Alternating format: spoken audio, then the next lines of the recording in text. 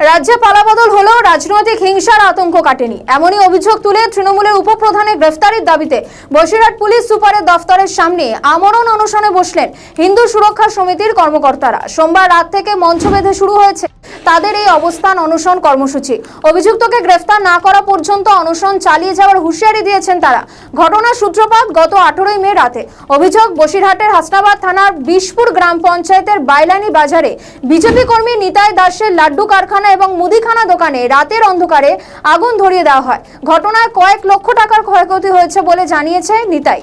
তার অভিযোগ, এই ঘটনায় বিশপুর গ্রাম পঞ্চায়েতের তৃণমূলের উপপ্রধান শেখ শহীদুল এবং তার দলবলের বিরুদ্ধে অভিযোগ জানানো হয়েছিল এবং এই তৃণমূলের উপপ্রধানের গ্রেফতারের দাবিতে তারা অনশন শুরু করেছেন হিন্দু সুরক্ষা সমিতির কর্মকর্তারা।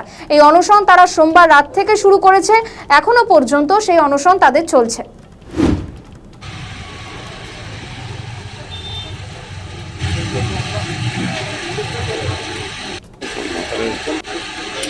Bobby Smith.